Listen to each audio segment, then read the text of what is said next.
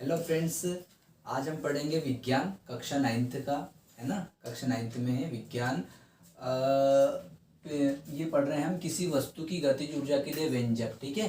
का चैप्टर क्या है? चैप्टर 11 है कार्य एवं ऊर्जा। ठीक है, कार्य एवं ऊर्जा में हम पढ़ रहे हैं। क्वेश्चन और भी हो चुके हैं ना, और भी मैंने 2-3 बता दिए हैं पिछली वीडियो में, आप देख सकते हैं। ठीक है, मैं केवल आपको आईएमपी क्वेश्चन बता रहा हूँ। ठीक है, जो मोस्ट आईएमपी जो एग्जाम में अक्सर पूछे जाते हैं। ठीक है, मैं फालतू क्वेश्चन बिल्कुल नहीं बता रहा हूँ आपको। ठीक है, जो एमपी बोर्ड में पूछे जाते हैं अक्सर। ठीक, क्या है पहला क्वेश्चन? किसी वस्तु की, और भी मैंने क्वेश्चन कराए। ठीक है, आप पिछली वीडियो में देख सकते हैं। ठीक है, चलो। किसी वस्तु की गतिज ऊर्जा के लिए व्यंजक लिखिए। मतलब आपको गतिज ऊर्जा का सूत्र होता है वो लिखो। ठीक है, तो यदि कोई, अब हमको सूत्र ये है कि हमको पहले आपको सूत्र याद करना है। क्या होता है सूत्र?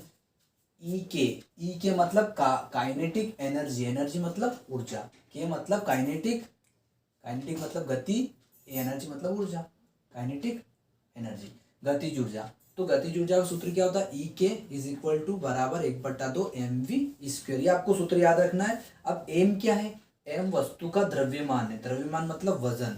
और वी क्या है? वेग है, वो किस वेग से गिर रही है या जा रही है। ठीक है ना। तो आपको ये सूत्र याद रखना और लिख देना है कि क्या लिखोगे? यदि किसी वस्तु का द्रव्यमान m है तथा वह v वेग से गति कर रही है, v वेग से गतिशील है, तो उसका गतिज ऊर्जा का सूत्र निम्न होगा।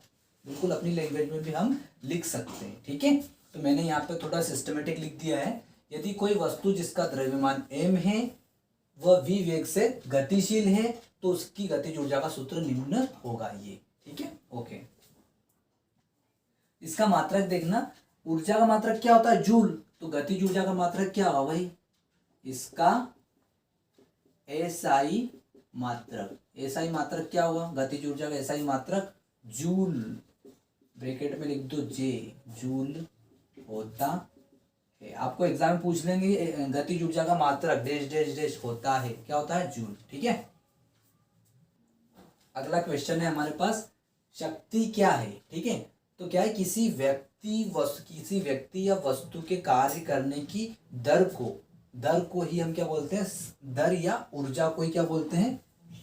है ना, किसी व्यक्ति या वस्तु के कार्य करने की दर या ऊर्जा को ही क्या कहा जाता है? शक्ति कहा जाता है। ठीक है, तो हम देखो क्या लिखेंगे, देखना इसका फॉर्मूला कैसे हम मान सकते हैं कि माना यदि कोई वस्तु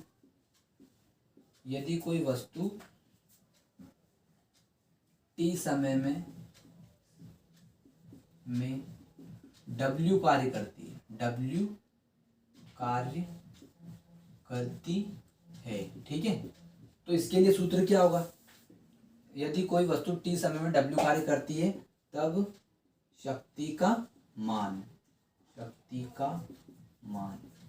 यहाँ लिख देना, शक्ति को P से, पावर शक्ति। ठीक है, पावर का पहला अक्षर है P, शक्ति को P से व्यक्त करते हैं। ठीक, माना यदि कोई वस्तु t समय में W कार्य करती है, तब शक्ति का मान क्या होगा? तो शक्ति बराबर होता है, शक्ति P बराबर कार्य, क्या लिखा? किसी व्यक्ति या वस्तु के कार्य करने की दर मतलब कार्य। ठीक है, W की दर मतलब होता है समय। ये लिख दिया समय, इस तरह से लिख दो समय। ठीक, ये अच्छे से लिख दो, P बराबर ये W और ये T। ठीक, तो किसी व्यक्ति या वस्तु के कार्य करने की दर को ही शक्ति कहा जाता है। शक्ति को P से व्यक्त करते हैं। शक्ति का मात्रक क्या होता है? वाट। ठीक है, शक्ति का एसआई मात्रक क्या होता है? वाट होता। ठीक है, आईएमपी क्वेश्चन है, आता है 2 नंबर में। ठीक है, ठीक है, शक्ति का एसआई मात्रक मैंने अभी क्या बताया? वाट होता है। ठीक है, और इसका प्रतीक, इस वाट को कैसे प्रतीक, इसका वाट का प्रतीक क्या है? W। ठीक है, बस। ठीक है फ्रेंड्स, तो अगला क्वेश्चन है हमारा, आईएमपी क्वेश्चन है, पूछा जाता है। ठीक है, तीसरा क्या है, एक जूल कार्य को परिभाषित कीजिए। ठीक है, मान लो कार्य को किसमें, कार्य का मात्रक क्या है, जूल। क्या होता है, कार्य का मात्रक जूल। जैसे जैसे दूध को हम किस में नापते हैं, लीटर में। ठीक है, जो भी जैसे गेहूं और इनको हम किस में नापते हैं, किलोग्राम में। जैसे कार्य को मापा जाता है जूल में, कि 1 जूल कार्य किया, 2 जूल कार्य किया। तो ये जूल क्या है, ये कार्य की मात्रा ही कि भैया 1 जूल कार्य किया, 2 जूल कार्य किया। ठीक है, तो यहाँ पे 1 जूल कार्य क्या होता है, मतलब 1 जूल कार्य से आप क्या समझोगे, भैया 1 जूल कार्य हो गया, है ना। वो आपसे ये पूछ रहा है कि 1 जूल आपने कार्य कर दिया, सामने वाला बोल रहा है कि भैया आपने 1 जूल कार्य कर दिया। तो आपको किससे पता चलेगा कि मैंने 1 जूल कार्य कर दिया है, 2 जूल कार्य कर दिया। वो आपको इस तरह पता चलेगा। देखो क्या होगा, 1 जूल किसी वस्तु पर किए गए कार्य की वह मात्रा है, मतलब कार्य की ही मात्रा है वो, जब 1 न्यूटन का बल वस्तु को बल की दिशा में 1 मीटर विस्थापित कर दे। मतलब वस्तु ये रखिए आपकी, ठीक है, ये मान लो आपकी वस्तु है। ठीक है, ये वस्तु आपकी। ठीक है, अब क्या करना है, इस पर 1 न्यूटन का, कितने न्यूटन का, 1 न्यूटन का, 1 न्यूटन का आपको बल लगाना है। इस पर बल लगाया आपने, इधर जिधर बल लगा रहे हैं ना, मान लो इधर से हम बल लगा रहे हैं उस पर। ठीक है, इधर से, तो इधर से हम बल लगा रहे हैं, तो वो विस्थापित होती होती वो यहाँ पर चली गई, यहाँ आ गई।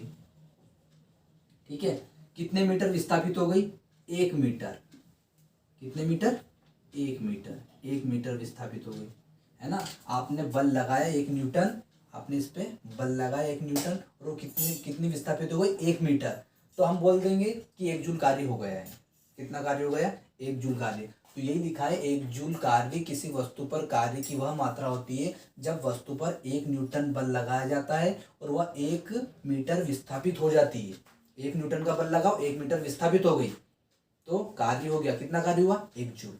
यही 1 जूल कार्य की परिभाषा है, 1 जूल कार्य। ठीक है, ओके।